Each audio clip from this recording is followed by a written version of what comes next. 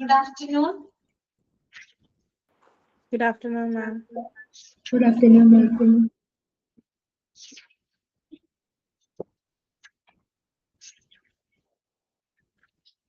Okay, Anani, good afternoon.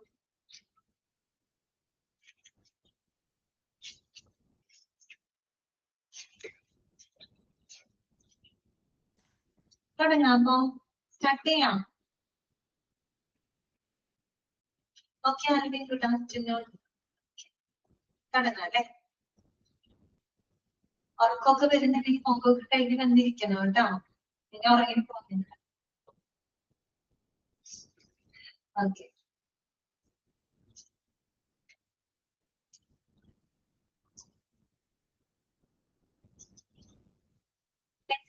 നമ്മൾക്ക് ഇനി പറയാനുള്ളത് കഴിഞ്ഞ ക്ലാസ്സില് നമ്മള് പറഞ്ഞ പറ്റിയിട്ട് എന്താ പറയാണ്, ഹാൻഡ് ഹൈജീൻ അല്ലേ? ഹാൻഡ് ഹൈജീൻ വരെയാണ് നമ്മള് പറഞ്ഞു നിർത്തിയത്. അതെ, ഹാൻഡ് ഹൈജീൻ വരെയാണ് നമ്മൾ കഴിഞ്ഞ ക്ലാസ്സിൽ പറഞ്ഞു നിർത്തിയത് അല്ലെ? അതിനകത്ത് നമ്മുടെ world health organisation hand hygiene പാലിക്കേണ്ട 5 മൊമെന്റ്സുകളെ പറ്റിയിട്ട് നമ്മൾ പറഞ്ഞു അല്ലെ? അതിലൊരു 5ാമത്തെ ഒരു മൊമെന്റ് അവിടെ മിസ്സിംഗ് ആണ്, ഞാനത് എഴുതാൻ പറഞ്ഞിരുന്നു കേട്ടോ. അതായത് ആഫ്റ്റർ ബോഡി ഫ്ലൂയിഡ് എക്സ്പോഷർ കേട്ടോ. അവിടെ തന്നെയാണ് പറഞ്ഞത്. വായിച്ചു നോക്കിയോ? വായിച്ചൊക്കെ നോക്കിയോ? അവിടെ വരെ ക്ലിയർ ആണ് എല്ലാവർക്കും? വായിച്ചു നോക്കുന്നുണ്ടെന്ന് അറിയാൻ വേണ്ടിയിട്ടാണ് ഞാൻ ചോദിക്കുന്നത് കേട്ടോ. ഇട്ടിട്ട് പോകരുത്, കണ്ട് സമയം ബുദ്ധിമുട്ടുണ്ട്. ഓക്കെ, വായിച്ചു ഉള്ള കാര്യം അല്ലെ? ഓക്കെ, അപ്പൊ നമുക്ക് നെക്സ്റ്റ് ടോപ്പിക്കിലോട്ട് കിടക്കാം. അടുത്തത് എന്താണ്? പേഴ്സണൽ പ്രൊട്ടക്റ്റീവ് എക്യുപ്മെന്റ് അല്ലെ? നമ്മള് ഇൻഫെക്ഷൻ കൺട്രോളുമായിട്ട് ബന്ധപ്പെട്ട് 4 മേജർ മെത്തേഡുകളാണ് നമ്മൾ പഠിച്ചത് അല്ലെ? ഇതൊക്കെയായിരുന്നു സർജിക്കൽ ആസ്പെക്ട്, മെഡിക്കൽ ആസ്പെക്ട്, പിന്നെന്തായിരുന്നു ഐസൊലേഷൻ പ്രിക്കോഷൻസ്, ബാരിയർ മെത്തേഡ് അല്ലെ? അതിനകത്ത് ബാരിയർ മെത്തേഡ് എന്ന് പറഞ്ഞാൽ എന്താണ്? ഫിസിക്കൽ ബാരിയറുകൾ ഉപയോഗപ്പെടുത്തിക്കൊണ്ട് നമ്മൾ എന്ത് ചെയ്യുന്നു? ഇൻഫെക്ഷൻ കൺട്രോൾ ചെയ്യുന്നു അല്ലെ? ഫിസിക്കൽ ബാരിയേഴ്സിന് ഉപയോഗിക്കാന്ന് പറയുന്നത് എന്താണ്? യൂസിങ് പേഴ്സണൽ പ്രൊട്ടക്റ്റീവ് എക്യുപ്മെന്റ്സ് അല്ലെ? പേഴ്സണൽ പ്രൊട്ടക്റ്റീവ് എക്യുപ്മെന്റുകൾ ധരിക്കാനുള്ളതാണ്. അങ്ങനെയുള്ള ഫിസിക്കൽ ബാരിയറുകൾ ഉപയോഗപ്പെടുത്തിക്കൊണ്ട് നമ്മൾ എന്ത് ചെയ്യുന്നുണ്ട്? ഇൻഫെക്ഷൻ കൺട്രോൾ ചെയ്യുന്നു. പേഴ്സണൽ പ്രൊട്ടക്റ്റീവ് എക്യുപ്മെന്റ് ഒക്കെ നമുക്ക് അറിയാവുന്നതാണ്, പഴയ പഠിച്ചു വന്നത് കാര്യമാണ് അല്ലെ? ഡിപ്ലോമ തൊട്ട് നമ്മൾ പഠിക്കുന്നതാണ്. അതിനകത്ത് വരുന്ന സംഭവങ്ങൾ എന്തൊക്കെയാണെന്ന് നമുക്കറിയാം അല്ലെ? ഗ്ലൗസ് ഉണ്ട്, മാസ്ക് ഉണ്ട്, അതുപോലെ തന്നെ സേഫ്റ്റി ഷൂസ് ഉണ്ട് അല്ലെ? സേഫ്റ്റി ഗ്ലാസസ് ഉണ്ട്, എല്ലാം തന്നെ ഫേസ് ഷീൽഡുകളും എല്ലാം ഇതിന്റെ ഭാഗമാണ്, പേഴ്സണൽ പ്രൊട്ടക്റ്റീവ് എക്യുപ്മെന്റിന്റെ ഭാഗമാണ്. അപ്പൊ അതിനെ പറ്റി കുറച്ച് ഡീറ്റെയിൽഡ് ആയിട്ട് പഠിക്കാനൊന്നുമില്ല, നമുക്ക് അറിയാവുന്ന കാര്യങ്ങളാണ്. പ്രത്യേകിച്ച് പുതിയതായിട്ടൊന്നും അതിനകത്ത് പറയുന്നൊന്നുമില്ല. പക്ഷെ നമ്മൾ ശ്രദ്ധിക്കേണ്ട കാര്യങ്ങൾ, എന്നാലും അതിന്റെ ചോദ്യങ്ങളൊക്കെ വരാം. നമുക്ക് ആ കാര്യങ്ങൾ മനസ്സിലായിട്ടുണ്ടോ എന്ന് അറിയാൻ വേണ്ടിയിട്ട് ആ രീതിയിലുള്ള ക്വസ്റ്റ്യൻസ് ഒക്കെ അവിടെ നിന്ന് വരാം കേട്ടോ. അപ്പൊ ആദ്യത്തെ നോക്കാം, ഗ്ലൗസ് ആണ്. ഗ്ലൗസിന്റെ പിക്ചറല്ലേ അവിടെ കാണിച്ചിരിക്കുന്നത്? ഗ്ലൗസിനെ പറ്റിയിട്ടാണ് ആദ്യത്തെ പറഞ്ഞത് കേട്ടോ. അപ്പൊ നോക്കാം, the use of gloves should not be considered an equivalent to performing hand hygiene. Hand hygiene is required before putting on gloves and promptly after removing. അതായത് നമ്മൾ തൊട്ട് മുമ്പ് ഹാൻഡ് ഹൈജീനെ പറ്റിയാണ് പഠിച്ചത്. അപ്പോ നമ്മൾ ഗ്ലൗസുകൾ ധരിക്കുക എന്ന് പറയുന്നത് ഒരിക്കലും നമ്മളെ ഹാൻഡ് ഹൈജീന് തുല്യമായിട്ട് നമ്മൾ കൺസിഡർ ചെയ്യുന്ന ഒരു കാര്യമാണ്. ഹാൻഡ് ഹൈജീൻ പാലിക്കുക എന്ന് പറയുന്നത് അവിടെ ഗ്ലൗസ് ധരിക്കാനല്ല. ഓക്കെ, അപ്പൊ ഹാൻഡ് ഹൈജീൻ പാലിക്കുന്നതിനോട് അല്ലെങ്കിൽ ഒരു ഗ്ലൗസുകൾ ഉപയോഗിക്കാൻ എന്ന് പറയുന്നത് ഒരിക്കലും നമ്മുടെ ഹാൻഡ് ഹൈജീന് തുല്യമായിട്ട് ഒരിക്കലും നമ്മൾ കണക്കാക്കുന്നത്. ഹാൻഡ് ഹൈജീൻ വേറെയാണ്, യൂസിങ് ഗ്ലൗസ് വേറെ. ഓക്കെ, അപ്പോ എപ്പോഴും നമ്മൾ ഗ്ലൗസുകൾ ധരിക്കുന്നതിന് മുമ്പോ അതുപോലെ നമ്മൾ ഗ്ലൗസുകൾ റിമൂവ് ചെയ്ത ഉടൻ തന്നെ എന്ത് പാലിക്കണം? ഹാൻഡ് ഹൈജീൻ പാലിച്ചിരിക്കണം. ഹാൻഡ് ഹൈജീൻ എന്ന് പറഞ്ഞാൽ എന്താണ്? Hand washing plus hand rubbing ആണ് ഹാൻഡ് ഹൈജീൻ. കഴിഞ്ഞ ക്ലാസ്സിൽ പഠിച്ചൊരു കാര്യമാണ് അല്ലെ? ഹാൻഡ് ഹൈജീൻ എന്ന് പറഞ്ഞാൽ എന്താണ്? Hand washing plus hand rubbing ആണ് ഹാൻഡ് ഹൈജീൻ. നമ്മൾ ഗ്ലൗസ് ധരിക്കുന്നതിന് മുമ്പും അതിനുശേഷവും നമ്മൾ എന്ത് ചെയ്യണം? ഹാൻഡ് ഹൈജീൻ പാലിച്ചിരിക്കണം. അടുത്ത നോക്കി, wear gloves when there is the potential for contact with the blood, body fluids or substance, mucous membranes or non-intact skin. Practically പറയുന്നത് single use non sterile gloves. ഇങ്ങനെയുള്ള ഗ്ലൗസുകൾ ധരിക്കണം. പ്രത്യേകിച്ച് നമ്മൾ ബ്ലഡ് അല്ലെങ്കിൽ മറ്റുള്ള ബോഡി ഫ്ലൂയിഡ്സ് അല്ലെങ്കിൽ mucous membranes, non intact skin. Non intact skin എന്ന് പറയുന്നത് skin that has been broken broken ആയിട്ടുള്ള, മുറിവ് പറ്റിയിട്ടുള്ള, ഇഞ്ചുവേർഡ് ആയിട്ടുള്ള, അല്ലെങ്കിൽ റാഷസ് ഒക്കെ വന്നിട്ടുള്ള സ്കിന്നുകളെയാണ് നോൺ ഇൻടാക്ട് സ്കിൻ എന്ന് പറയുന്നത്. അപ്പൊ നമ്മൾ ഇങ്ങനെയുള്ള ബ്ലഡ് ബോഡി ഫ്ലൂയിഡുകള്, മറ്റുള്ള മ്യൂക്കസ് മെംബ്രെയിനുകള്, അല്ലെങ്കിൽ ഈ തരത്തിലുള്ള നോൺ ഇൻടാക്ട് സ്കിൻ, ഇതൊക്കെ ആയിട്ട് നമ്മള് സമ്പർക്കത്തിൽ ഏർപ്പെടുന്ന സമയത്ത് നമ്മൾ ഗ്ലൗസുകൾ നിർബന്ധമായിട്ട് ധരിക്കണം. എങ്ങനെയുള്ള ഗ്ലൗസുകളാണ് ധരിക്കേണ്ടത്? സിംഗിൾ യൂസ് ആയിട്ടുള്ള നോൺ സ്റ്റെറൈൽ ആയിട്ടുള്ള ഗ്ലൗസ്. സ്റ്റെറിലൈസ് ചെയ്യപ്പെടാൻ നമ്മൾ സിംഗിൾ യൂസ് എന്നല്ല, ഒറ്റ യൂസ് ആൻഡ് ത്രോ എന്ന് പറയില്ലേ, ഒറ്റ തവണ നമുക്ക് യൂസ് ചെയ്ത് ഉപയോഗിച്ച് പറയാം. ആ രീതിയിലുള്ള സിംഗിൾ യൂസ് ആയിട്ടുള്ള നോൺ സ്റ്റെറൈൽ ആയിട്ടുള്ള, സ്റ്റെറിലൈസ് ചെയ്യേണ്ട കാര്യമില്ല, അങ്ങനെയുള്ള ഗ്ലൗസുകളാണ് ധരിക്കേണ്ടത്. ഓക്കെ. പിന്നെന്താണ്? Sterile gloves are only necessary four certain invasive process. നമ്മൾ ചില ഇൻവെസീവ് പ്രോസസ്സുകൾക്ക് മാത്രമാണ് നമ്മൾ സ്റ്റെറൈൽ ആയിട്ടുള്ള ഗ്ലൗസുകൾ നമ്മൾ ഉപയോഗിക്കുന്നത് കേട്ടോ. ഇൻവെസീവ് പ്രോസസ് എന്ന് പറയുമ്പോൾ നമ്മള് ഇൻവെസീവ് സർജറി കണ്ടിട്ടില്ല. ഇപ്പൊ നമ്മുടെ ഈ പറയുന്ന പോലെ നമ്മുടെ ബോഡിയിൽ ഒരു ഉദ്ദേശിക്കേണ്ട ഒക്കെ ഉണ്ടാക്കിയിട്ട് നമ്മള് ചെയ്യുന്ന ചില പ്രൊസീജിയറുകൾ മറ്റുണ്ട്. അങ്ങനെയുള്ള ഇൻവെസീവ് പ്രോസസ്സുകളിൽ മാത്രമാണ് നമ്മൾ സ്റ്റെറിലൈസ്ഡ് ആയിട്ടുള്ള ഗ്ലൗസുകൾ ധരിക്കുന്നത്. അല്ലാത്ത പക്ഷം നമ്മൾ നോൺ സ്റ്റെറൈൽ ആയിട്ടുള്ള ഗ്ലൗസ് ആണ് ഉപയോഗിക്കുന്നത്. Otherwise, non-sterile gloves may be used if an aseptic non-touch technique is used. Aseptic non-touch technique in particular kind of classes. അതായത് don't touch the sterile areas with the hands. നമ്മളൊരിക്കലും നേരിട്ട് sterile ആയിട്ടുള്ള ഏരിയകൾ നേരിട്ട് നമ്മൾ കൈ ഉപയോഗിച്ച് ടച്ച് ചെയ്യുന്നുണ്ട്. അങ്ങനെയുള്ള നോൺ സ്റ്റെറൈൽ നോൺ ടച്ച് ടെക്നിക്കുകളൊക്കെ ഉപയോഗിക്കുകയാണെങ്കിൽ അതിലൊന്നും നമ്മൾ നോൺ സ്റ്റെറൈൽ ഗ്ലൗസുകൾ എന്ത് ചെയ്താൽ മതി? ഉപയോഗിച്ചാൽ മതി.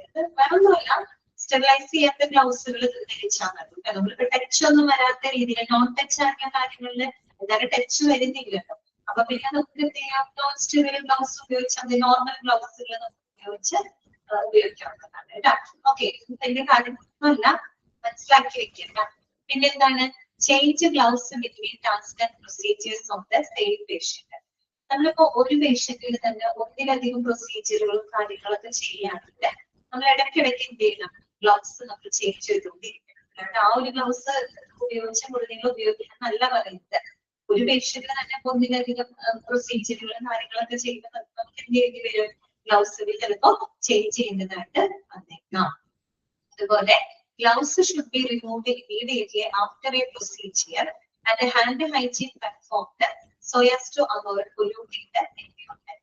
അതോടൊപ്പം തന്നെ നമ്മൾ ഗ്ലൗസുകൾ റിമൂവ് ചെയ്ത ഉടൻ തന്നെ നമ്മൾ എന്ത് ചെയ്തിരിക്കണം? ഹാൻഡ് ഹൈജീൻ ചെയ്യണം. ഗ്ലൗസുകൾ റിമൂവ് ചെയ്ത ഉടൻ തന്നെ അതിനുശേഷം നമ്മൾ ചെയ്യാണ്ട് ഹാൻഡ് ഹൈജീൻ ഹാൻഡ് വാഷ് ചെയ്യാൻ, ഹാൻഡ് റബ് ചെയ്യാം, ആ രീതിയിലുള്ള ഹാൻഡ് ഹൈജീൻ പാലിച്ചിരിക്കണം. പിന്നെ എന്താണ്? Patients or other sites on the same patient. നേരത്തെ പറഞ്ഞ പോയിന്റ് ആണ്. ഒരു പേഷ്യന്റിൽ തന്നെ പല സൈറ്റ് പല രീതി, ഒരു പേഷ്യന്റിൽ നമ്മൾ ഒന്നിലധികം പ്രൊസീജിയറുകളും കാര്യങ്ങളൊക്കെ ചെയ്യുകയാണെങ്കിൽ അവിടെ നമ്മൾ ഗ്ലൗസുകൾ ഉപയോഗിക്കേണ്ടതാണ്. ഗ്ലൗസുകൾ നമ്മൾ അവിടെ ചേഞ്ച് ചെയ്യേണ്ടതാണ്. അടുത്തത്, gloves used for health care activities are to be single use only. നമ്മൾ പറഞ്ഞല്ലോ, നമ്മൾ പൊതുവെ ഹെൽത്ത് കെയർ ആക്ടിവിറ്റീസുകളിലൊക്കെ നമ്മൾ ഉപയോഗിക്കുന്ന ഗ്ലൗസുകൾ പൊതുവെ സിംഗിൾ യൂസ് ആയിരിക്കും. നോൺ സ്റ്റെറൈൽ ആയിട്ടുള്ള സിംഗിൾ യൂസ് ഗ്ലൗസുകളായിരിക്കും. ABHR should not be used on gloves to sanitize them. ABHR എന്താണ്? Alcohol based hand rubber. കഴിഞ്ഞ ദിവസം നമ്മൾ ഹാൻഡ് റബ്ബിങ്ങിനെ പറ്റി പറഞ്ഞപ്പോ ഒരു ഷോർട്ട് ഫോം പഠിച്ചതാണ് ABHR അല്ലെ, ആൽക്കഹോൾ ബേസ്ഡ് ഹാൻഡ് റബ്ബർ. ഒരിക്കലും നമ്മൾ ഗ്ലൗസുകൾ സാനിറ്റൈസ് ചെയ്യാനായിട്ട് എന്ത് ഉപയോഗിക്കരുത്? ഇത്തരത്തിലുള്ള ABHR ആൽക്കഹോൾ ബേസ്ഡ് ആയിട്ടുള്ള ഹാൻഡ് റബ്ബിങ് നമ്മൾ ഉപയോഗിക്കാൻ പാടില്ല. ഗ്ലൗസ് ഇട്ടിട്ട് ഗ്ലൗസിനെ സാനിറ്റൈസ് ചെയ്യാൻ വേണ്ടിയിട്ട് ഒരിക്കലും നമ്മള് ഇത്തരത്തിലുള്ള സാനിറ്റൈസറുകളൊന്നും ഉപയോഗിക്കാനായിട്ട് പാടില്ല. അതുപോലെ no should gloves be washed with soap and water and continue to use. ഒരിക്കലും നമ്മൾ സോപ്പും വെള്ളം ഉപയോഗിച്ചൊന്നും ഒരിക്കലും എന്ത് കരുതരുത്? ഗ്ലൗസുകൾ വാഷ് ചെയ്യാനായിട്ട് പാടില്ല കേട്ടോ. സാനിറ്റൈസർ ഉപയോഗിച്ച് ഗ്ലൗസുകൾ സാനിറ്റൈസ് ചെയ്യാനോ അല്ലെങ്കിൽ സോപ്പും വെള്ളം ഉപയോഗിച്ച് ഗ്ലൗസുകൾ കഴുകാനോ പാടില്ല. ഓക്കെ, ഇത്രയൊക്കെ കാര്യങ്ങളാണ് ഗ്ലൗസ് ഉപയോഗിക്കുന്നത് ശ്രദ്ധിക്കേണ്ടത്. വേറെ കാര്യങ്ങളൊന്നും ഇവിടെ പറയുന്നില്ല. മനസ്സിലായ ഓർക്കാം. ഒരിക്കലും നമ്മൾ ഹാൻഡ് ഹൈജീൻ പെർഫോം ചെയ്യുന്നതിനോട് തുല്യമായിട്ട് ഗ്ലൗസുകളുടെ ഉപയോഗത്തിന് നമ്മൾ കണക്കാക്കുന്നില്ല. ഗ്ലൗസുകൾ ഉപയോഗിക്കുന്നതിന് മുൻപും ശേഷം കൈ നല്ലപോലെ വൃത്തിയാക്കിയിരിക്കണം. അതുപോലെ ഇപ്പോഴും നമ്മൾ എന്തെങ്കിലും ബ്ലഡ് ബോഡി ഫ്ലൂയിഡ്സുകളൊക്കെ ആയിട്ട് കോണ്ടാക്ട് ഏർപ്പെട്ടിട്ട് തീർച്ചയായിട്ടും നമ്മൾ സിംഗിൾ യൂസ് ആയിട്ടുള്ള നോൺ സ്റ്റെറൈൽ ഗ്ലൗസുകൾ ധരിക്കുക.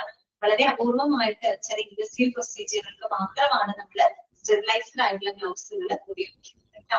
അതുപോലെ നമ്മൾ ഒരു പേഷ്യന്റിൽ തന്നെ ഒന്നിലധികം പ്രൊസീജിയറുകൾ മറ്റുള്ളത് ചെയ്യുകയാണെങ്കിൽ ഇടയ്ക്കിടയ്ക്ക് നമ്മളുടെ ഗ്ലൗസുകൾ ചേഞ്ച് ചെയ്യേണ്ടതായിട്ടുണ്ട്.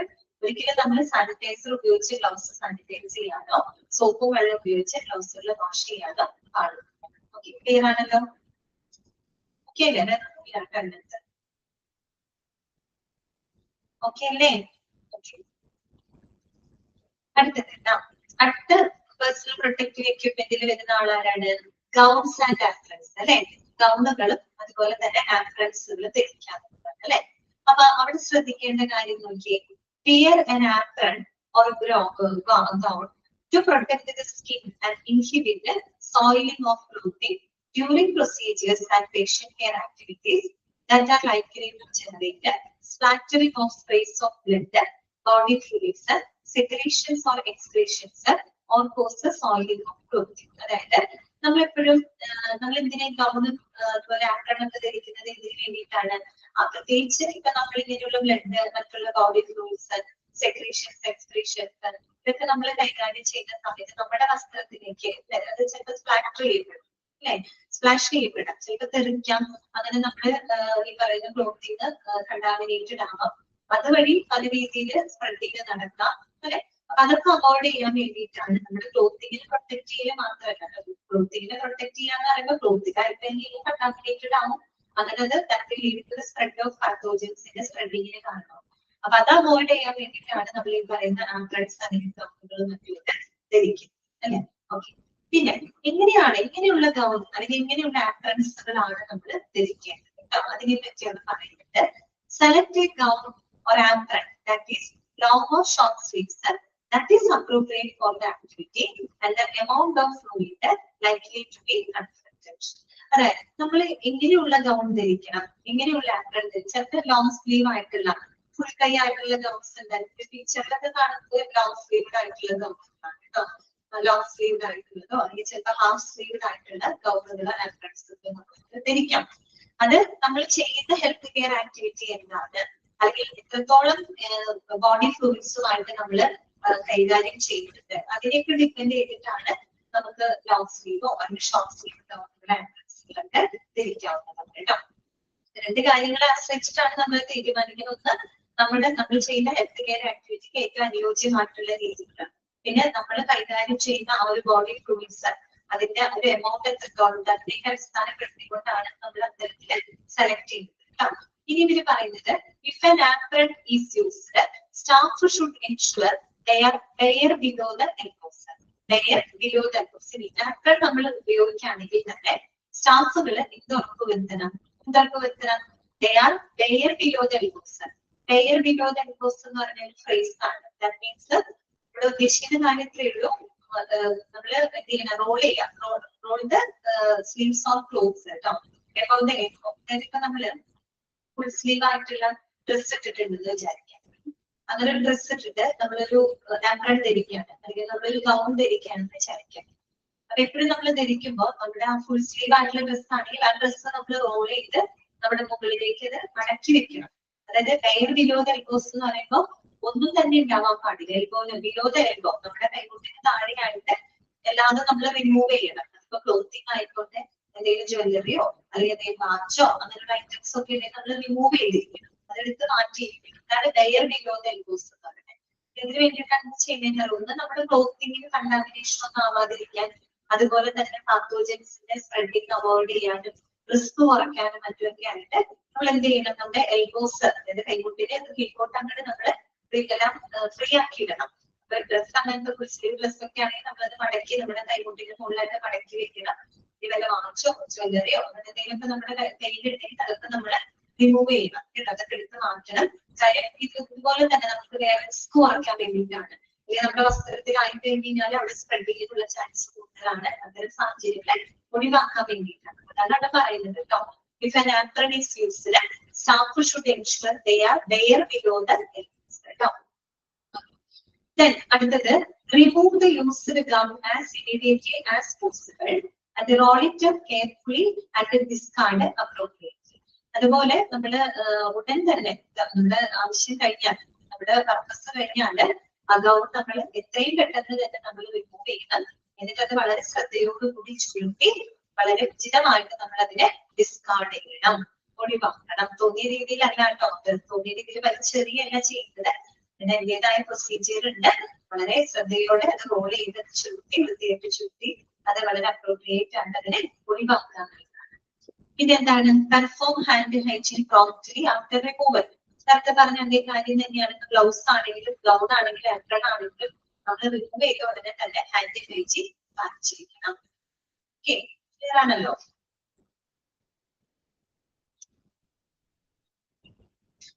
നെക്സ്റ്റ് അടുത്ത പിപിയിൽ വരുന്നത് എന്താണ്?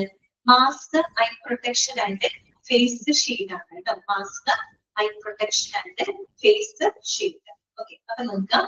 Wear a mask and eye protection or a face shield to secure mucous membranes of the eyes, nose and mouth during process. അല്ലെ, നല്ല ചെയ്തിട്ടുള്ളൂ കേട്ടോ. നമ്മൾ എന്തിനാ മാസ്കും ഐവെയറും അതുപോലെ അതൊക്കെ ധരിക്കുന്നത്, ഫേസ് ഷീൽഡ് ഒക്കെ ധരിക്കുന്നത് എന്തിനു വേണ്ടിയിട്ടാണ്? To secure mucous membranes of the eyes, nose and mouth. അല്ലെ, മ്യൂക്കസ് മെംബ്രെയിൻ എന്താണ്? It is the lining of the eyes, nose, mouth. അല്ലെ, നമ്മുടെ ഓപ്പണിംഗ്, അതായത് പുറത്തേക്ക് ഓപ്പണിംഗ് ആയിട്ടുള്ള ഇത്തരം ഭാഗങ്ങളുടെയൊക്കെ പ്രൊട്ടക്ട് ചെയ്യാനുള്ള ഒരു ലൈനിങ് ഉണ്ട് കേട്ടോ. അതിനെയാണ് മ്യൂക്കസ് മെംബ്രെയിൻ എന്ന്. ആ മ്യൂക്കസ് മെംബ്രെയിനെ പ്രൊട്ടക്ട് ചെയ്യുന്നതിന് വേണ്ടിയിട്ടാണ് നമ്മൾ ഇങ്ങനെയുള്ള മാസ്കുകൾ അല്ലെങ്കിൽ ഈ പറയുന്ന ഫേസ് ഷീൽഡുകൾ മറ്റൊക്കെ ധരിക്കുന്നത്. അല്ലെ, അതുപോലെ nose and mouth during processes, patient care activities and cleaning procedures that are likely to make splashes or sprays of blood, body fluid and excretion. ഇപ്പൊ നമ്മള് ഈ പറയുന്ന പോലെ എന്തൊരു പ്രോസസ്, എന്ത് പ്രൊസീജിയർ ചെയ്യുമ്പോൾ പേഷ്യന്റ് കെയർ, രോഗി സംബന്ധമായിട്ടുള്ള നടപടിക്രമങ്ങൾ ചെയ്യുമ്പോഴും അല്ലെങ്കിൽ നമ്മൾ ബ്ലഡോ ബോഡി ഫ്ലൂയിഡോ എക്സ്ക്രീഷൻസ് ഒക്കെ സ്പ്ലാഷ് ചെയ്യാൻ സാധ്യതയുള്ള അത്തരം ആക്ടിവിറ്റികളിലൊക്കെ ഏർപ്പെടുമ്പോൾ നിർബന്ധമായിട്ട് നമ്മൾ ഇങ്ങനെയുള്ള മാസ്ക്, ഐ പ്രൊട്ടക്ഷൻ, ഫേസ് ഷീൽഡുകളൊക്കെ ധരിച്ചിരിക്കണം. Okay, remove the mask by holding the tights only and dump the mask into waste bin. അതുപോലെ നമ്മൾ എങ്ങനെയാണ് മാസ്ക് റിമൂവ് ചെയ്യുന്നത്? ഓടിപ്പോന്ന് ഇങ്ങനെ വലിച്ചൂരിയല്ല ചെയ്യുന്നത്. നമ്മൾ മാസ്ക് എങ്ങനെ റിമൂവ് ചെയ്യുന്നത്? ടൈ ഉണ്ടല്ലോ, ചെറുതുമ്പോൾ പിടിച്ചുകൊണ്ടായിരുന്നു ഫീറ്റ് ആയിട്ട് വേണം എന്ത് ചെയ്യാനായിട്ട് മാസ്ക് റിമൂവ് ചെയ്യാനായിട്ട് കേട്ടോ. Remove the mask by holding the tights only and dump the mask into waste bin. അതായത് നമ്മൾ ടൈസുമ പിടിച്ചുകൊണ്ടായിരിക്കണം നമ്മുടെ മാസ്ക് റിമൂവ് ചെയ്തിട്ട് അതിനെ വളരെ സേഫ് ആയിട്ട് തന്നെ അതിനെ എന്ത് ചെയ്യാം, ഒഴിവാക്കാം. ഓക്കെ, പിന്നെ perform hand hygiene quickly after ഇത് ചെയ്ത് കഴിയുമ്പോൾ നമ്മൾ ഹാൻഡ് ഹൈജീൻ പാലിക്കാവുന്നതാണ് കേട്ടോ. ഓക്കെ, ക്ലിയർ ആയോ? ഓക്കെ, ജസ്റ്റ് ഒന്ന് വായിച്ചു നോക്കൂ. ഇത്രയും കാര്യങ്ങളൊക്കെ ഒന്ന് വായിച്ചു നോക്കി.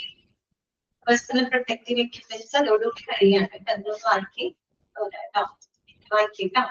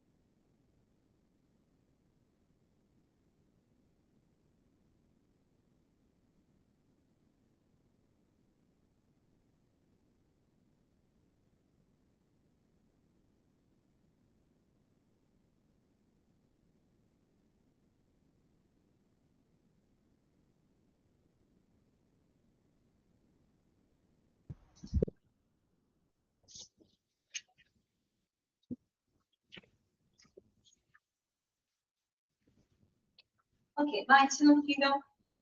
അടുത്ത ടോപ്പിക് നോക്കാം കേട്ടോ. നെക്സ്റ്റ് നമുക്ക് നോക്കാനുള്ളത് ട്രാൻസ്മിഷൻ ബേസ്ഡ് ആയിട്ടുള്ള പ്രിക്കോഷൻസ് ആണ് കേട്ടോ. ട്രാൻസ്മിഷൻ ബേസ്ഡ് പ്രിക്കോഷൻസ് കേട്ടോ. അതായത് നമ്മൾ ഓരോ തരത്തിലുള്ള ട്രാൻസ്മിഷൻസ് നമ്മൾ പഠിച്ചിട്ടുണ്ട്. അപ്പൊ ആ ട്രാൻസ്മിഷനെ ബേസ് ചെയ്തിട്ട് എന്തൊക്കെ പ്രിക്കോഷൻസുകളാണ് എടുക്കേണ്ടത് കേട്ടോ. നമ്മൾ സ്റ്റാൻഡേർഡ് പ്രിക്കോഷൻസ് പഠിച്ചു, ഐസോലേഷൻ പ്രിക്കോഷൻസ് ഒക്കെ പഠിച്ചു. അതുകൂടാതെ ഓരോ പാത്തോജൻസ് എങ്ങനെയാണോ ട്രാൻസ്മിറ്റ് ചെയ്യപ്പെടുന്നത് അതിനെ ബേസ് ചെയ്തുകൊണ്ട് എന്തൊക്കെ പ്രിക്കോഷൻസുകളാണ് എടുക്കേണ്ടത് കേട്ടോ. അപ്പൊ നമുക്ക് ട്രാൻസ്മിഷൻ ബേസ്ഡ് പ്രിക്കോഷൻ, അതായത് നമ്മൾ ചുരുക്കിയിട്ട് TBP എന്നാണ് പറയാ കേട്ടോ. അതാണ് TBP. ഇപ്പൊ ക്വസ്റ്റ്യൻ പേപ്പറിൽ TBP എന്ന് വെച്ചാൽ എന്താ സംഭവം? ഇൻഫെക്ഷൻ കൺട്രോൾ എന്ന് ആ ഒരു കോണ്ടെക്സ്റ്റിനെ ബേസ് ചെയ്തുകൊണ്ട് TBP എന്ന് കണ്ടാൽ ട്രാൻസ്മിഷൻ ബേസ്ഡ് പ്രിക്കോഷൻ എന്നാണ് കേട്ടോ. അത് നോട്ട് ചെയ്ത് വെക്കുന്നു കേട്ടോ. Transmission based precaution. അതുപോലെ വേറൊരു നമുക്ക് പഠിച്ചത് ABHR അല്ലെ, ആൽക്കഹോൾ ബേസ്ഡ് ഹാൻഡ് റബ്ബിംഗ് കേട്ടോ. ഇതൊക്കെ നോട്ട് ചെയ്ത് വെക്കണം. അപ്പൊ നോക്കാം, transmission based precautions are used in addition to the standard precautions. When standard precautions alone may be inadequate to prevent the transmission of infection. നമ്മൾ സാധാരണ സ്റ്റാൻഡേർഡ് പ്രിക്കോഷൻ എന്ന് പറയുമ്പോൾ ഏറ്റവും ബേസിക് ആയിട്ടുള്ള ഇൻഫെക്ഷൻ കൺട്രോൾ റൂൾസ് ആണ് അല്ലെ. അപ്പോ അത്തരം സ്റ്റാൻഡേർഡ് പ്രിക്കോഷൻസ് എന്താണ് പര്യാപ്തമല്ലാത്ത സാഹചര്യത്തില്, അത് പോരാതെ വരുന്ന സാഹചര്യത്തില് നമുക്ക് എന്ത് എടുക്കേണ്ടതായിട്ട് വരും? ട്രാൻസ്മിഷൻ ബേസ്ഡ് ആയിട്ടുള്ള പ്രിക്കോഷൻസുകൾ എടുക്കേണ്ടതായിട്ട്. ഇനി എപ്പോഴൊക്കെയാണ് നമ്മൾ ട്രാൻസ്മിഷൻ ബേസ്ഡ് പ്രിക്കോഷൻസുകൾ ഉപയോഗപ്പെടുത്തുന്നത്? അതൊന്ന് നിങ്ങൾ നോട്ട് ചെയ്ത് വെക്കുക കേട്ടോ. അതൊന്ന് അണ്ടർലൈൻ ചെയ്ത് വെക്കുക. The TBPs are used for the patients known or presumed to be infected or colonized with epidemiologically important or highly transmissible pathogens that can transmit the infections. അതായത് 3 സാഹചര്യങ്ങളിലാണ് നമ്മൾ ഈ പറയുന്ന ട്രാൻസ്മിഷൻ ബേസ്ഡ് പ്രിക്കോഷൻസുകൾ എടുക്കുന്നത്. എപ്പോഴാണെന്ന് അറിയോ? ഒന്നാമത്തത് the patients known or presumed to be infected, അതായത് infected ആവാൻ ചാൻസ് ഉള്ള പേഷ്യൻസ് എന്നുവെച്ചാൽ വളരെ എന്താ പറയാ വീക്ക് ആയിട്ടുള്ള ഇമ്മ്യൂൺ സിസ്റ്റം ഒക്കെ ഉള്ള ആളുകളൊക്കെ ഉണ്ടാവല്ലോ. അങ്ങനെയുള്ള ആളുകൾ, പ്രായമായിട്ടുള്ള ആളുകള്, മറ്റെന്തെങ്കിലും ഗുരുതര അസുഖങ്ങളുള്ള ആളുകളൊക്കെ ആണെങ്കിൽ അവർക്ക് പെട്ടെന്ന് ഇൻഫെക്ഷൻസ് വരാനുള്ള ചാൻസ് ഉണ്ട് അല്ലെ. അപ്പൊ അങ്ങനെയുള്ള പേഷ്യൻസിന്. അതുപോലെ തന്നെ colonised with epidemiologically important. Colonised means carrying the pathogen. Carrying the pathogen ആണ്. പാത്തോജൻസിനെ ക്യാരി ചെയ്യുക എന്ന പുറത്തേക്ക് വലിയ കാര്യമായിട്ടുള്ള സിംറ്റംസുകളൊന്നും ഉണ്ടാവില്ല. പക്ഷെ ഉള്ളില് ക്യാരി ദ പാത്തോജൻസ്, രോഗാണുക്കളെ ക്യാരി ചെയ്യുന്ന അങ്ങനെയുള്ള ആളുകൾ. ഓക്കെ.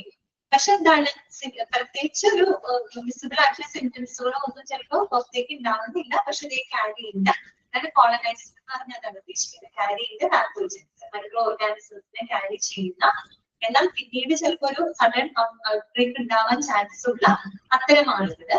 അതുപോലെ ഹൈലി ട്രാൻസ്മിസിബിൾ പാത്തോജൻസ്. ചില പാത്തോജൻസ് എന്ന് പറയുമ്പോൾ they are easily transmittable, they are easily transmittable from one person to another person. ഒരു വ്യക്തിയിൽ നിന്ന് വേറൊരാളിലൂടെ വളരെ ഈസി ആയിട്ട് പെട്ടെന്ന് സ്പ്രെഡ് ചെയ്യാൻ സാധ്യതയുള്ള ചില pathogens, like Covid virus, corona virus ഒക്കെ അങ്ങനെയായിരുന്നു. പെട്ടെന്ന് പിടിക്കും അല്ലെ, പെട്ടെന്ന് സ്പ്രെഡ് ചെയ്യപ്പെടുന്നത് ചില അസുഖങ്ങൾ അങ്ങനെയില്ല. ചില പാത്തോജൻസ് എന്ന് പറഞ്ഞാൽ ഇത് ഭയങ്കര സ്പീഡിൽ എന്ത് ചെയ്യപ്പെടും, ട്രാൻസ്മിറ്റ് ചെയ്യപ്പെടും. അപ്പൊ ഇങ്ങനെയുള്ള സാഹചര്യങ്ങളിലൊക്കെ നമ്മൾ എന്ത് ചെയ്യും? സ്റ്റാൻഡേർഡ് പ്രിക്കോഷൻസിന് അപ്പുറത്തേക്ക് നമ്മൾ ട്രാൻസ്മിഷൻ ബേസ്ഡ് ആയിട്ടുള്ള പ്രിക്കോഷൻസും കൂടെ നമ്മൾ എടുക്കാറുണ്ട്. അതൊന്നും അറിഞ്ഞിരിക്കുക കേട്ടോ.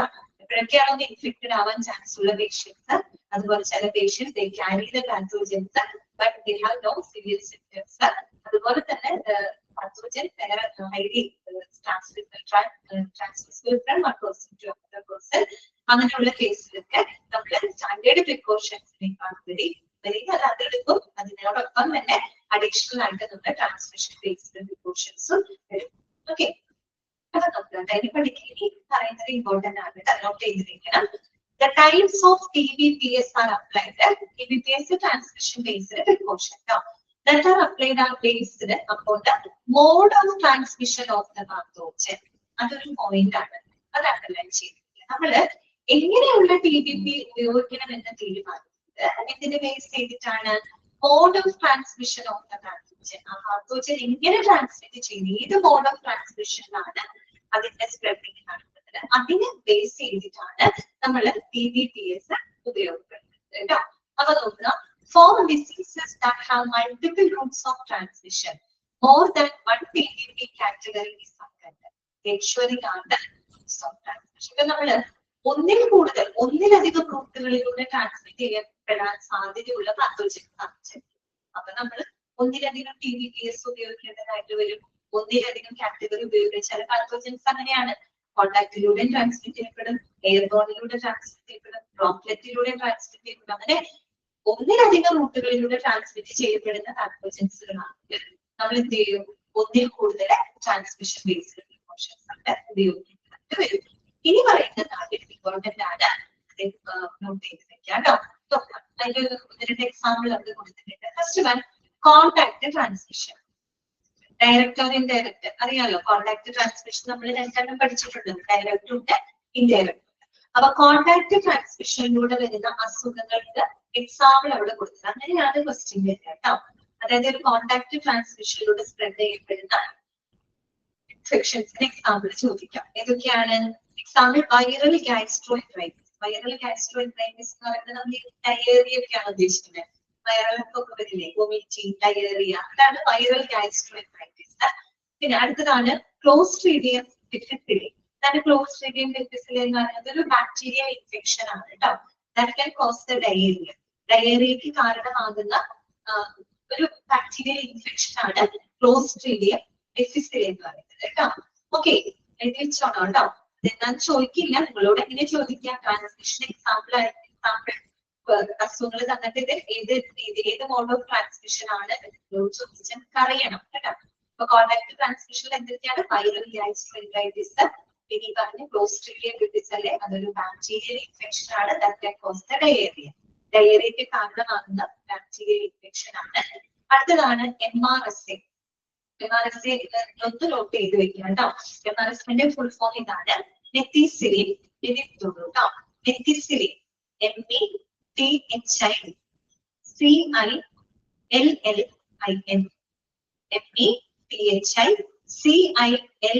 METHICILLIN methicillin. Resistant resistant resistant Staphylococcus. Staphylococcus spelling STAPHY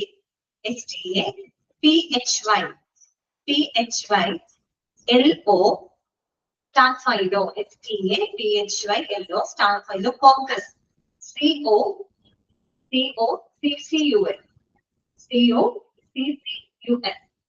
Staphylococcus aureus AUREUS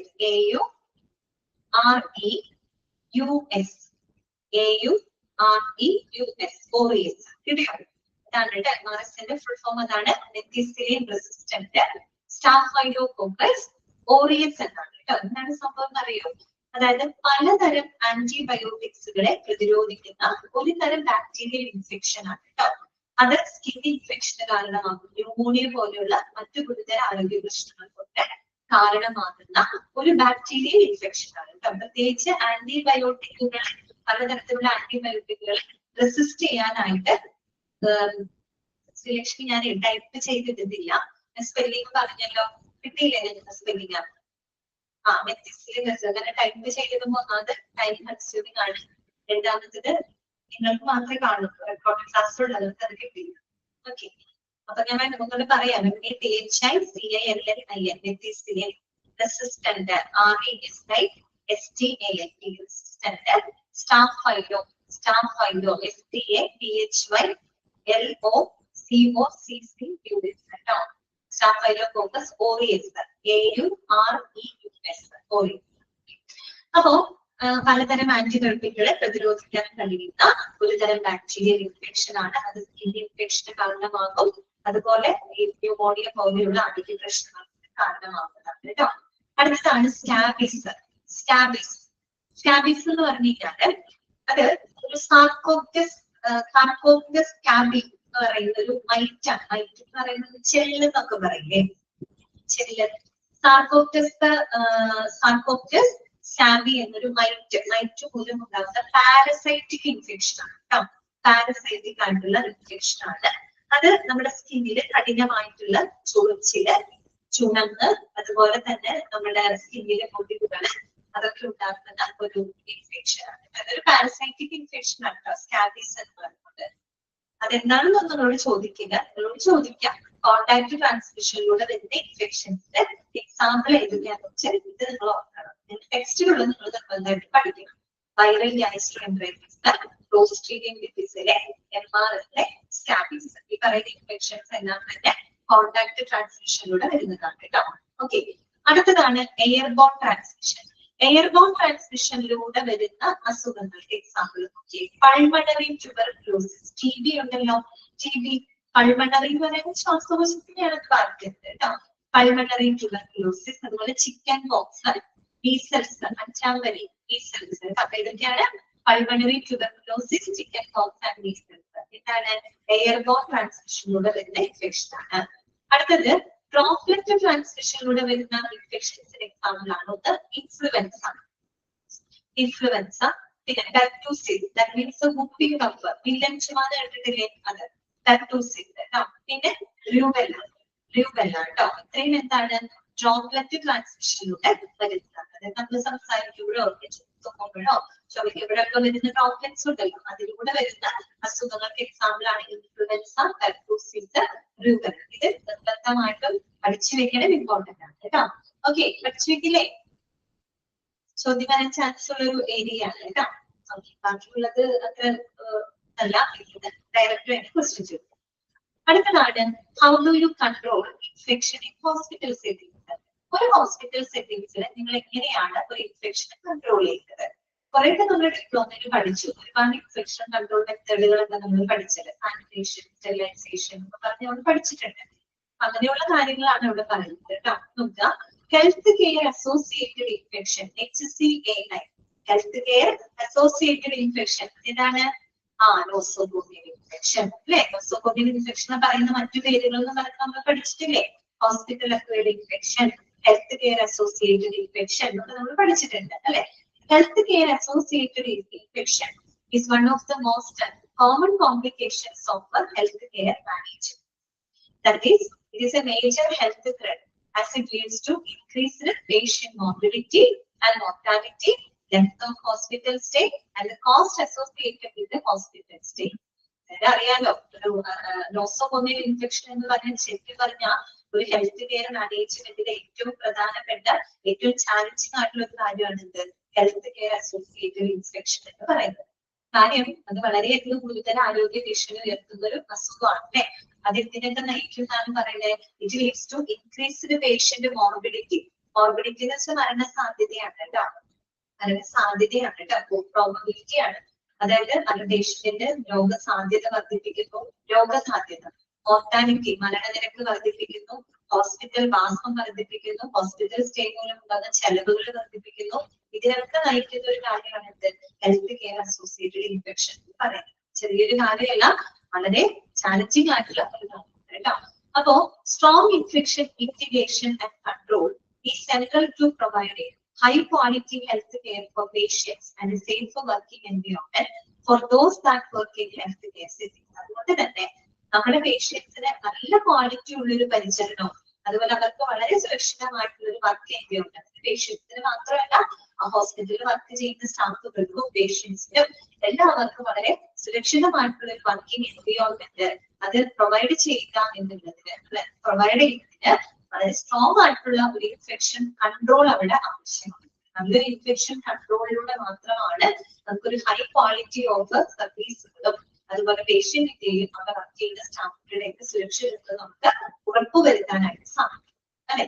okay, it is important to minimise the risk of spread of infection to patients and staff in hospitals by implementing a good infection control program. This document outlines the broad principles and practices of infection control that are essential for the prevention and management of infection. അതിനൊന്നുമല്ല, നമുക്ക് എന്ത് ചെയ്യണം, ഹോസ്പിറ്റലിലെ പേഷ്യൻസിനെയും സ്റ്റാഫുകളെയൊക്കെ ആ ഒരു ഇൻഫെക്ഷന്റെ സ്പ്രെഡിംഗിൽ നിന്ന് അതിനുള്ള ആ ഒരു രോഗസാധ്യത അല്ലെങ്കിൽ അണുവ്യാപനം നമുക്ക് മിനിമൈസ് ചെയ്യുന്നത്. അത് മിനിമൈസ് ചെയ്യാനായിട്ട് ഏറ്റവും നല്ല മാർഗം എന്ന് പറഞ്ഞാൽ എന്താണ്, implementing a good infection control programme. ഒരു നല്ല ഇൻഫെക്ഷൻ കൺട്രോൾ പ്രോഗ്രാം ഇംപ്ലിമെന്റ് ചെയ്യുക എന്നുള്ളതാണ് അതിന് ഏറ്റവും നല്ല മാർഗം അല്ലെ. Implementing a good infection control programme, നല്ല ഇൻഫെക്ഷൻ കൺട്രോൾ പ്രോഗ്രാം അവിടെ നടപ്പിലാക്കുക. അപ്പൊ ഇനി നമ്മൾ അടുത്ത തുടക്കമേ പറയുന്നു, നല്ലൊരു ഇൻഫെക്ഷൻ കൺട്രോൾ പ്രോഗ്രാം നടപ്പിലാക്കുക, അതിന്റെ കമ്പോണൻസുകളൊക്കെ നമ്മൾ പരിചയപ്പെട്ടത്. അപ്പൊ ഈ പറയുന്ന ഇൻഫെക്ഷൻ കൺട്രോൾ പ്രോഗ്രാമുമായിട്ട് ബന്ധപ്പെട്ട പോളിസികളും പ്രൊസീജിയറുകളും ഒക്കെ എന്താണ് പോയിന്റ് ആയിട്ട് കൊടുത്തിരിക്കുന്നത്. The following hospital infection control policies are needed to be framed and practiced and supervised by the Hospital Infection Control Team HICT and the Hospital Infection Control Committee HICT. അപ്പോൾ നമ്മുടെ ഹോസ്പിറ്റലില് infection കൺട്രോളിന്റെ പ്രാധാന്യം എന്താണെന്നുള്ളത് നമുക്ക് മനസ്സിലായി. അത് കൈകാര്യം ചെയ്യുന്നതിനായിട്ട് പ്രവർത്തിക്കുന്ന ടീമും കമ്മിറ്റിയൊക്കെയാണ് ഒന്ന് HICT hospital infection control team, മറ്റൊന്ന് HICT hospital infection control committee. Committee നമ്മുടെ ഡിപ്ലോമയിൽ പഠിച്ചിട്ടുണ്ട് കേട്ടോ. സെയിം കമ്മിറ്റി ഇവിടെ പഠിക്കാനുണ്ട്.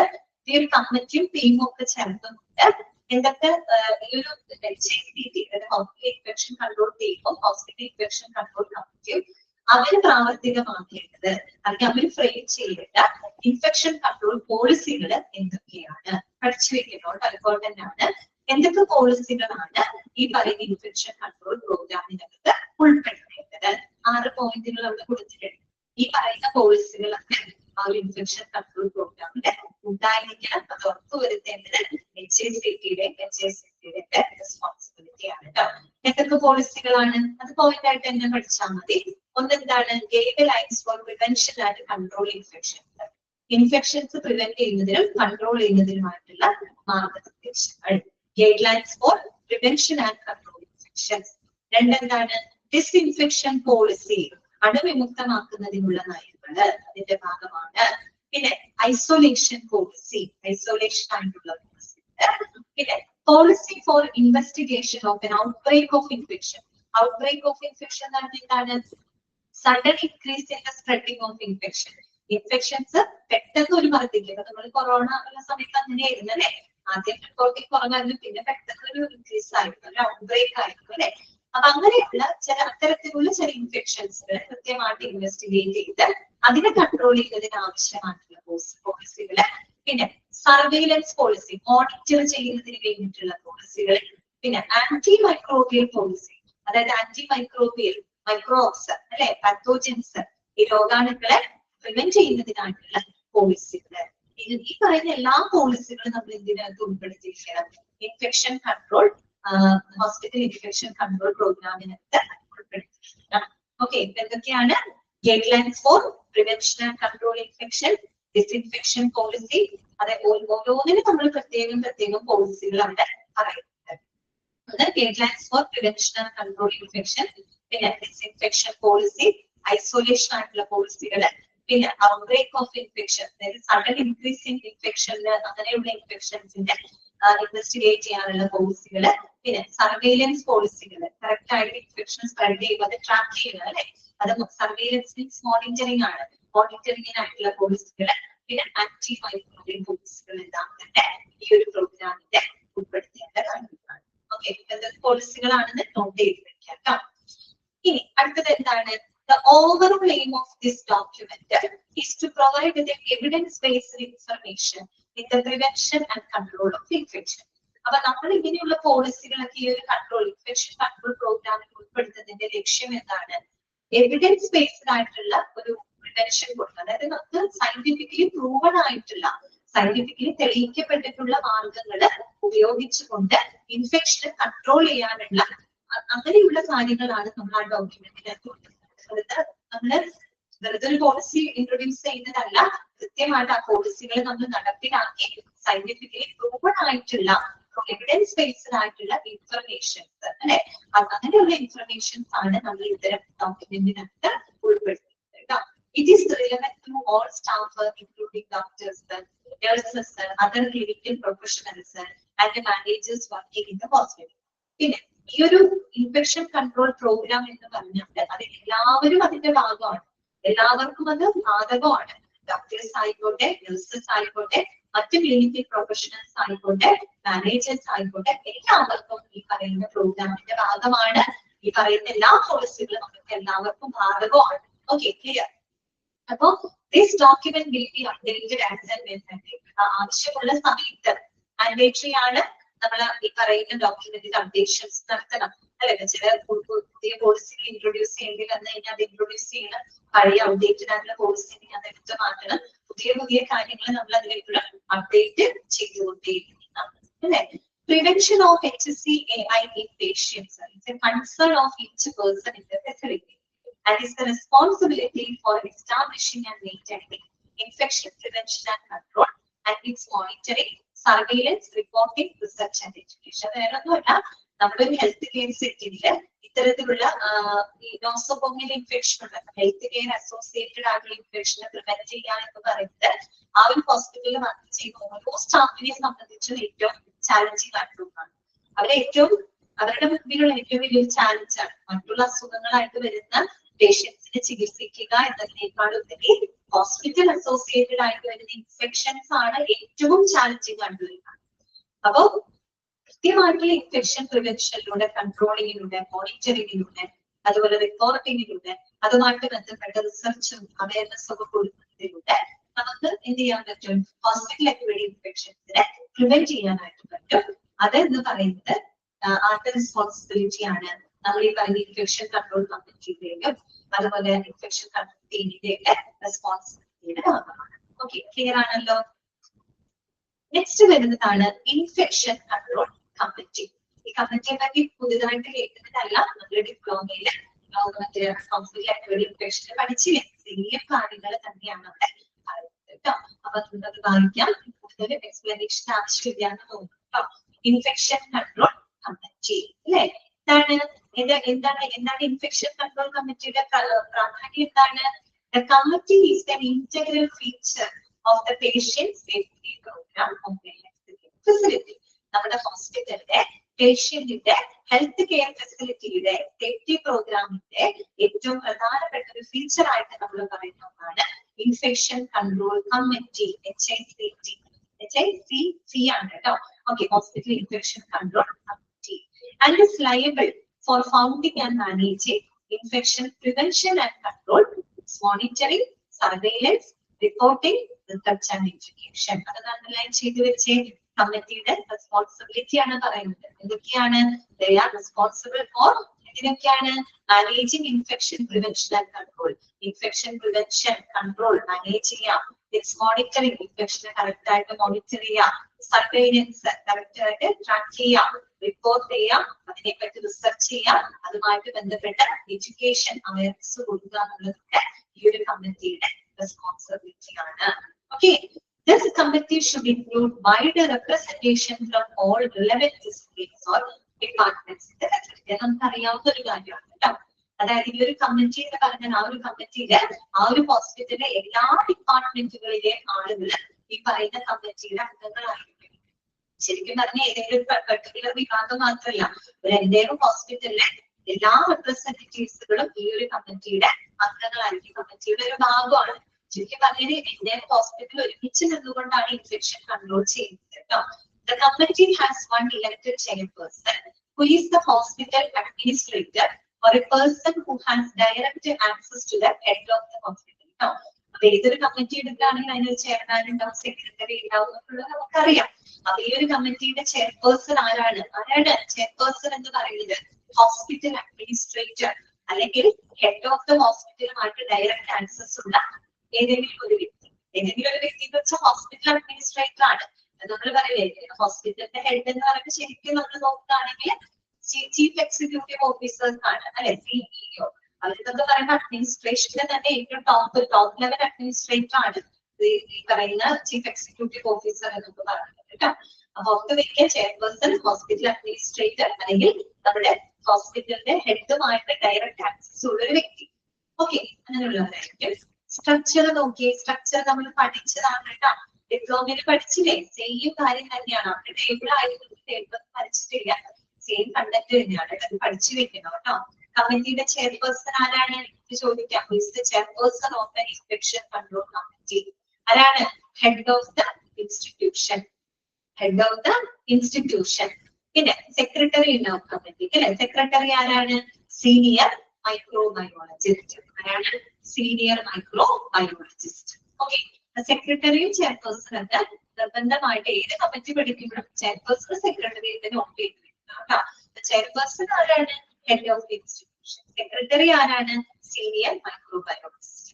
ഇനി ബാക്കി മെമ്പേഴ്സ് ആരൊക്കെയാണ്, അതിൽ അംഗങ്ങൾ എന്നൊക്കെ പറയുമ്പോൾ ആരൊക്കെ ഉണ്ടാവും? Representatives from management or administration, dean or director of hospital, nursing services, medical services, operations, അതായത് എല്ലാതും ആ ഹോസ്പിറ്റലിന്റെ മാനേജ്മെന്റ് അഡ്മിനിസ്ട്രേഷനിലൊക്കെയുള്ള എല്ലാ റെപ്രസെന്റേറ്റീവ്സും ഇതിൽ അംഗങ്ങളായിരിക്കും. അതുപോലെ റിലവന്റ് മെഡിക്കൽ ഫാക്കൽറ്റീസ് കേട്ടോ. റിലവന്റ് മെഡിക്കൽ ഫാക്കൽറ്റി എന്ന് പറയുമ്പോൾ HOD-കളാണ്. അതായത് നിലവിൽ അവിടുത്തെ എല്ലാ ഡിപ്പാർട്ട്മെന്റുകളുടെ ഹെഡുകൾ അതിലുണ്ടാവും. അതുപോലെ സപ്പോർട്ടിംഗ് സർവീസ് കേട്ടോ, operation theatre, CSST, housekeeping, sanitation, engineering, അതുപോലെ pharmacologist, store officer, material management department, ഇതൊക്കെ സപ്പോർട്ടിംഗ് സർവീസ് ആണ്. അതിന്റെയൊക്കെ റെപ്രസെന്റേറ്റീവ്സ് ഉണ്ടാവും. പിന്നെ ഒരു ഇൻഫെക്ഷൻ കൺട്രോൾ നേഴ്സും ഒരു ഇൻഫെക്ഷൻ കൺട്രോൾ ഓഫീസറും ഈ ഒരു കമ്മിറ്റിയുടെ ഭാഗമായിരിക്കും. ഇൻഫെക്ഷൻ കൺട്രോൾ നേഴ്സും ഇൻഫെക്ഷൻ കൺട്രോൾ ഓഫീസറും ഈ ഒരു കമ്മിറ്റിയുടെ ചെയർപേഴ്സൺ ആരാണ്? Head of the institution. Secretary ആരാണ്? Senior microbiologist. ഓക്കെ, ക്ലിയർ ആണല്ലോ? ഇൻഫെക്ഷൻ കൺട്രോൾ കമ്മിറ്റി നമ്മൾ പഠിച്ചതാണ് കേട്ടോ. പഠിച്ചത് തന്നെയാണ് ഡിപ്ലോമയിലുള്ള അതേ സെയിം കാര്യം കേട്ടോ. ഓക്കെ, ക്ലിയർ അല്ലേ? എനിക്ക് പറയേണ്ട കാര്യമില്ലല്ലോ. ഇനി നമുക്ക് ഒരാളെയും കൂടെ പഠിക്കാനുണ്ട്. അതാരാണ്? ഇൻഫെക്ഷൻ കൺട്രോൾ ടീമാണ് അല്ലെ. HICT എന്ന് പറഞ്ഞ് നമ്മൾ പഠിച്ചില്ലേ, ഹോസ്പിറ്റൽ ഇൻഫെക്ഷൻ കൺട്രോൾ ടീമാണ്. ഓക്കെ, അപ്പൊ ആ ടീമിൽ ആരൊക്കെയാണ്? അത് നമ്മൾ എക്സ്ട്രാ പഠിക്കേണ്ട ഒരു കാര്യമാണ്. ഡിപ്ലോമയിൽ പഠിച്ചിട്ടില്ല, അത് നമ്മളോട് പഠിക്കും.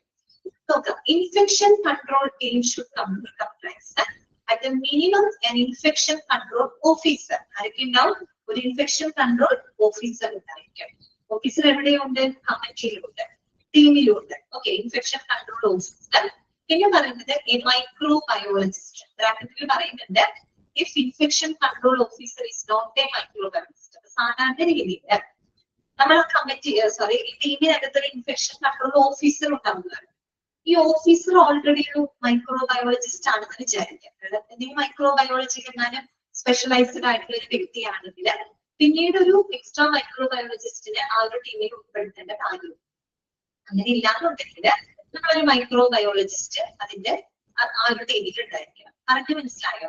അതായത് ഇൻഫെക്ഷൻ കൺട്രോൾ ഓഫീസർ ഒരു മൈക്രോബയോളജിസ്റ്റ് ആണെങ്കിൽ പിന്നീട് നമ്മൾ എക്സ്ട്രാ മൈക്രോബയോളജിസ്റ്റിനെ വെക്കേണ്ട കാര്യമില്ല. കാര്യം അദ്ദേഹം ഇൻഫെക്ഷൻ കൺട്രോൾ ഓഫീസർ ആണ്. അപ്പൊ അയാളെ മൈക്രോബയോളജിസ്റ്റ് ആണെങ്കിൽ, അത് സ്പെഷ്യലൈസ്ഡ് ആയിട്ടുള്ള ഒരു വ്യക്തിയാണെങ്കിൽ പിന്നെ നമ്മൾക്ക് വേണ്ടല്ലോ, 2-in-1 ആണല്ലോ. അതായത് രണ്ട് കാര്യം ഒരാളിലുണ്ടെങ്കിൽ പിന്നെ പ്രത്യേകിച്ച് ഒരു എക്സ്ട്രാ മൈക്രോബയോളജിസ്റ്റിനെ അവിടെ നിയമിക്കേണ്ട കാര്യമില്ല. അല്ലാന്നുണ്ടെങ്കിൽ അതാണ് അവിടെ എഴുതിയിരിക്കുന്നത്. ICU is not a microbiologist. Infection control officer ഒരു മൈക്രോബയോളജിസ്റ്റ് അല്ലാന്നുണ്ടെങ്കിൽ നമ്മൾ എക്സ്ട്രാ മൈക്രോബയോളജിസ്റ്റിനെ അവിടെ ഇൻട്രൊഡ്യൂസ് ചെയ്യണം കേട്ടോ, ഉണ്ടാവണം. പിന്നെ ആൻഡ് ഇൻഫെക്ഷൻ കൺട്രോൾ നേഴ്സ് കേട്ടോ, ഒരു ഇൻഫെക്ഷൻ കൺട്രോൾ നേഴ്സ് ഉണ്ടായിരിക്കണം. ഇത്രയും പേര് മതി കേട്ടോ. ടീമിനകത്ത് അത്രയും മതി. ഇൻഫെക്ഷൻ കൺട്രോൾ ഓഫീസർ ഉണ്ടായിരിക്കണം, മൈക്രോബയോളജിസ്റ്റ് ഉണ്ടായിരിക്കണം, ഇൻഫെക്ഷൻ കൺട്രോൾ നേഴ്സും ഉണ്ടായിരിക്കണം. അതാണ് ഒരു ഇൻഫെക്ഷൻ കൺട്രോൾ ടീമിനകത്ത് വരുന്ന മെമ്പേഴ്സ് കേട്ടോ. ഇനി ICT takes daily measures for the prevention and the control of infection in hospital. ഈ ഹോസ്പിറ്റലിൽ അവരുടെ ഡ്യൂട്ടി എന്താണ്? ഹോസ്പിറ്റലിൽ ഡെയിലി ഈ പറയുന്ന ഇൻഫെക്ഷൻസിനെ പ്രിവെന്റ് ചെയ്യാനും കൺട്രോൾ ചെയ്യാനും വേണ്ടി ഡെയിലി മെഷേഴ്സുകളെല്ലാം തന്നെ എടുക്കുന്നത് ഈ പറയുന്ന ഇൻഫെക്ഷൻ കൺട്രോൾ ടീമാണ് കേട്ടോ. Duties of the infection control team underline ചെയ്യുക കേട്ടോ. ഇൻഫെക്ഷൻ കൺട്രോൾ ടീമിന്റെ ഡ്യൂട്ടി എന്താണ്?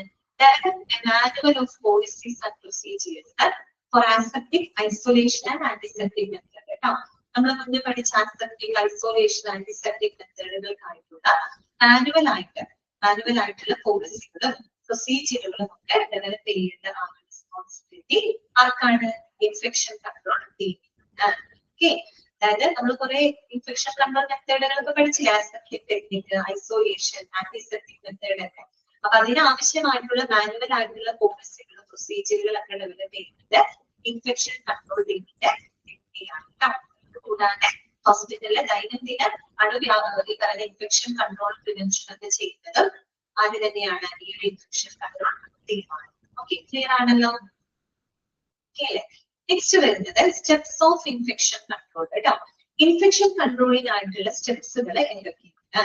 Steps of infection control. Every year, lives are lost because of the spread of infections in hospitals. Healthcare workers can take steps to prevent the spread of infectious diseases. These steps are a part of infection control. Okay, അതായത് nosocomial infection ഒക്കെ മൂലം ഒരുപാട് ആളുകൾ മരണപ്പെടുന്നുണ്ട്. പക്ഷെ അത് പുറത്തേക്ക് report ചെയ്യുന്നത് കുറവാണെന്ന് മാത്രം. പക്ഷെ അതുമൂലം ആളുകൾ മരണപ്പെടുന്നുണ്ട്. അപ്പൊ ഇങ്ങനെയുള്ള ഇൻഫെക്ഷ്യസ് ഡിസീസിനെ പ്രിവെന്റ് ചെയ്യാൻ, സ്പ്രെഡിങ്ങിനെ പ്രിവെന്റ് ചെയ്യാനായിട്ട് ഹെൽത്ത് കെയർ വർക്കേഴ്സ് നെസസറി സ്റ്റെപ്സുകൾ, അതിനുവേണ്ട നടപടികളൊക്കെ എടുക്കേണ്ടതുണ്ട്. അത് ഇൻഫെക്ഷൻ കൺട്രോളിന്റെ ഒരു ഭാഗമാണ് കേട്ടോ. അപ്പൊ proper hand washing is the most efficient way to prevent the spread of infections in hospital. Already പറഞ്ഞതാണ്, നമ്മുടെ ഹോസ്പിറ്റലിലായാലും വീട്ടിലായാലും എവിടെയാണെങ്കിലും ഇൻഫെക്ഷൻ കൺട്രോൾ ചെയ്യാനായിട്ട് ഏറ്റവും മോസ്റ്റ് ഇഫക്റ്റീവ് ആയിട്ടുള്ള ഒരു രീതി എന്ന് പറഞ്ഞാല് ഹാൻഡ് വാഷിംഗ് ആണ് ശരിക്കും. പ്രോപ്പർ ഹാൻഡ് വാഷിംഗ് ഒരുപാട് കാര്യങ്ങളുണ്ട്, പക്ഷെ പ്രോപ്പർ ഹാൻഡ് വാഷിങ്ങിലൂടെ തന്നെ നമുക്ക് ഒരുപാട് ഇൻഫെക്ഷൻസ് എന്ത് ചെയ്യാൻ പറ്റും, ഈ പറയുന്ന പോലെ പ്രിവെന്റ് ചെയ്യാനായിട്ട് സാധിക്കും. നമുക്ക് വലിയ ചെലവുള്ള കാര്യങ്ങൾ, simple ആയിട്ടുള്ള കാര്യമാണ്. So if you are a patient, don't be afraid to alert the friends, family and healthcare providers to wash their hands before getting used. അതുകൊണ്ട് തന്നെ നമ്മൾക്ക് അതിന്റെ പ്രാധാന്യം അറിയാം. അതുകൊണ്ട് നമ്മളിപ്പോ ഒരു പേഷ്യന്റ് ആയിട്ട് ഇരിക്കുന്ന നമ്മളെ സമീപിക്കുന്ന ആളുകളോടൊക്കെ നമ്മൾ ഹാൻഡ് വാഷ് ചെയ്യാനായിട്ട് സജസ്റ്റ് ചെയ്യുന്നത്. നമ്മൾ പേഷ്യന്റ് ആണ്, നമ്മുടെ അടുത്ത് വരുമ്പോഴാണെങ്കിലും നമ്മളിൽ നിന്ന് ഒക്കെ അസുഖം വരുന്നത് അല്ലെ. അതുകൊണ്ട് നമ്മൾ എന്ത് ചെയ്യാൻ അവർക്ക് സജസ്റ്റ് ചെയ്യില്ല അല്ലെ, proper hand washing. Proper hand washing ആണ് കൈകഴുകലല്ല, ഹാൻഡ് വാഷിംഗ് സ്റ്റെപ്സും കാര്യങ്ങളൊക്കെ നമുക്കറിയാം. ഈ രീതിയിൽ തന്നെ ഹാൻഡ് വാഷിംഗ് ഫോളോ ചെയ്യുകയാണെങ്കിൽ നമുക്ക് നല്ല രീതിയിൽ തന്നെ ഇൻഫെക്ഷൻ കൺട്രോൾ ചെയ്യാനായിട്ട് സാധിക്കും. ഇനി അപ്പൊ ഹാൻഡ് വാഷിങ്ങിന് പുറമെ എന്തൊക്കെ സ്റ്റെപ്സുകളാണ്, other steps health care workers can take? എന്തൊക്കെ ബാക്കിയുള്ള ഇൻഫെക്ഷൻ കൺട്രോൾ സ്റ്റെപ്സുകള്, അതായത് ഒരു ഹെൽത്ത് കെയർ വർക്കേഴ്സ് എടുക്കേണ്ടതായിട്ടുള്ള മറ്റുള്ള സ്റ്റെപ്സുകൾ എന്തൊക്കെയാണ്? ഒന്ന് നോക്കിയേ. Using gloves, mask and protective clothing അല്ലെ. മാസ്ക് ധരിക്കാം, ഗ്ലൗസ് ധരിക്കാം, പ്രൊട്ടക്റ്റീവ് ക്ലോത്തിങ് ദാറ്റ് മീൻസ് നമ്മള് ഗൗണുകളൊക്കെ ധരിക്കാം അല്ലെ, ഗൗണും അപ്പറൻസും ഒക്കെ ധരിക്കാം. പിന്നെ കവറിംഗ് കഫൈൻ സീസ്, നമ്മൾ ചുമക്കുമ്പോഴാണെങ്കിലും തുമ്മുമ്പോഴാണെങ്കിലും നമ്മൾ കവർ ചെയ്യുക, ലൈക്ക് നമ്മൾ മാസ്കുകൾ ധരിക്കാം കേട്ടോ, സർജിക്കൽ സ്പ്ലാഷ് പ്രൂഫ് ആയിട്ടുള്ള മാസ്കുകളൊക്കെ ധരിക്കാം. പിന്നെ making tissues and hand cleaners available. അത് എപ്പോഴും നമ്മൾ ഹാൻഡ് വാഷിങ്ങിന് വേണ്ടിയിട്ട് ഹാൻഡ് ക്ലീനറുകള് അതുപോലെ ടിഷ്യൂസുകളൊക്കെ എപ്പോഴും അവൈലബിൾ ആണ്. കാരണം ഇടയ്ക്കിടയ്ക്ക് ഹാൻഡ് വാഷിംഗ് ശീലമാക്കണം. അതിന്റെ ഭാഗമായിട്ട് ഹാൻഡ് ക്ലീനേഴ്സും തുടയ്ക്കാനുള്ള ടിഷ്യൂസും എല്ലാം എപ്പോഴും അവൈലബിൾ ആയിരിക്കണം. ഓക്കെ. പിന്നെ staying up to date with vaccinations. വാക്സിനേഷൻസിനെ പറ്റിയിട്ട് ആളുകളെ ഇൻഫോം ചെയ്യുക അല്ലെ, staying up to date with. കാരണം വാക്സിനേഷൻ അതിന്റെ ഒരു ഭാഗമാണല്ലോ. ഓക്കെ. അപ്പൊ വാക്സിനേഷൻ ഒക്കെ വരുന്ന സമയത്ത് അതിനെ പറ്റി ആളുകൾക്ക് എന്തുകൊണ്ട് അവരെ അറിയിക്കാം, ഇൻഫോം ചെയ്യാം. Because that is also a part of the infection control. Then following hospital guidelines when dealing with the blood or contaminated items.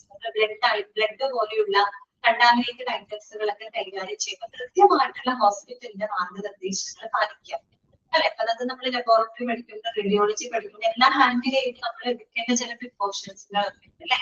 ഈ ചാപ്റ്ററിൽ തന്നെ നമ്മൾ പഠിച്ചു സ്റ്റാൻഡേർഡ് പ്രിക്കോഷൻസ് ഉണ്ട്, ട്രാൻസ്മിഷൻ ബേസ്ഡ് ആയിട്ടുള്ള പ്രിക്കോഷൻസ്, ഐസൊലേഷൻ പ്രിക്കോഷൻസ് ഒക്കെ. അങ്ങനെ അതൊക്കെ നമ്മൾ കറക്റ്റ് ആണ്. ഇപ്പൊ ഹോസ്പിറ്റലിലെ ഗൈഡ് ലൈൻസ് ആണ് കൃത്യമായിട്ട് ഫോളോ ചെയ്യാം കേട്ടോ. അപ്പൊ അത് ആ പോയിന്റുകൾ നോട്ട് ചെയ്ത് വെക്കുക. എന്തൊക്കെ സ്റ്റെപ്സുകളാണ് ഇൻഫെക്ഷൻ കൺട്രോളിന് വേണ്ടിയിട്ട് ഹെൽത്ത് കെയർ പ്രൊവൈഡേഴ്സ് ചെയ്യുന്നത്, ഹെൽത്ത് കെയർ വർക്കേഴ്സ് ഫോളോ ചെയ്യുന്നത്. Using gloves, clothing, covering surface spaces, making tissues and hand cleaners available, staying up to date with vaccinations and following the hospital guidelines when dealing with the blood or contaminated. Clear ആണല്ലോ, എളുപ്പമുള്ള ഒരു chapter ആണ് അല്ലെ. ഇതോടുകൂടി chapter അവസാനിച്ചിട്ട് infection control. നിങ്ങൾ ഈ ചാപ്റ്ററിൽ പഠിക്കുമ്പോൾ എന്താണ് കണ്ടേജിയസ് ഡിസീസ്, എങ്ങനെയൊക്കെയാണ് ഇൻഫെക്ഷൻസ് ഒരാളുടെ ശരീരത്തിലോട്ട് പ്രവേശിക്കുന്നത്, ഇതൊക്കെ പഠിക്കാം. പിന്നെ നമ്മൾ 4 മേജർ മെത്തേഡുകൾ പഠിക്കുന്നത്, അതൊക്കെ കൃത്യമായിട്ട് മനസ്സിലാക്കുക. പിന്നെ ABHR എന്താണ്, എപ്പോഴൊക്കെയാണ് നമ്മൾ ABHR ഉപയോഗിക്കുന്നത്, ഓക്കെ, ഐസൊലേഷൻ പ്രിക്കോഷൻസ് എന്തൊക്കെയാണ്, സ്റ്റാൻഡേർഡ് പ്രിക്കോഷൻസ് എന്തൊക്കെയാണ്, ഗ്ലൗസ് ഉപയോഗിക്കുന്നത് ശ്രദ്ധിക്കേണ്ട കാര്യങ്ങൾ, ഗൗൺ ഉപയോഗിക്കുന്നത് ശ്രദ്ധിക്കേണ്ട കാര്യങ്ങൾ, മാസ്ക് അതുപോലെ ഫേസ് ഷീൽഡ് ഒക്കെ ഉപയോഗിക്കുമ്പോൾ ഇങ്ങനെയുള്ള കാര്യങ്ങളൊക്കെ നോട്ട് ചെയ്തിരിക്കുന്നത്. ഒരു ഇൻഫെക്ഷൻ കൺട്രോൾ പ്രോഗ്രാമിന്റെ കമ്പോണന്റ് എന്തൊക്കെയാണ്, എന്തൊക്കെ പോളിസികളാണ് നമ്മളൊരു ഇൻഫെക്ഷൻ കൺട്രോൾ പ്രോഗ്രാം പഠിച്ചിരിക്കുന്നത്. ഇതൊക്കെയാണ് അതിന്റെ ഇമ്പോർട്ടന്റ് ആയിട്ടുള്ള ഭാഗങ്ങൾ. ഇതൊക്കെയാണ് പോലെ ഏറ്റവും ഇമ്പോർട്ടന്റ് ആയിട്ട് ഞാൻ പറയുന്നത് ട്രാൻസ്മിഷൻ. ഓക്കെ, ഇത് ട്രാൻസ്മിഷനിലൂടെ വരുന്ന അസുഖങ്ങളുടെ എക്സാമ്പിളുകൾ എന്റെ ടെക്സ്റ്റിൽ കൊടുത്തത് ഇമ്പോർട്ടന്റ് ആണ്, പഠിക്കണം. ഇത്രയൊക്കെ ഉള്ളൂ. നെക്സ്റ്റ് ക്ലാസ്സിൽ നമുക്ക് പുതിയൊരു ചാപ്റ്റർ തുടങ്ങുന്നുണ്ട്. എത്തിക്സ് ലീഗൽ ഇഷ്യൂസ് നമ്മുടെ ഡിപ്ലോമയിൽ പഠിച്ചിരുന്നു. അതിന്റെ തന്നെ ഒരു കണ്ടിന്യൂഷൻ ആയിട്ടുള്ള ഒരു ചാപ്റ്റർ ഉണ്ട്. ലീഗൽ ലോസ് എന്ന് പറയുന്ന ഒരു ചാപ്റ്റർ ആണ്. അതായത് ലാസ്റ്റ് ചാപ്റ്റർ നേരെ ഡൗട്ട്സ് എന്തെങ്കിലും ചോദിക്കില്ല കേട്ടോ. ഇത് ചെയ്യാം.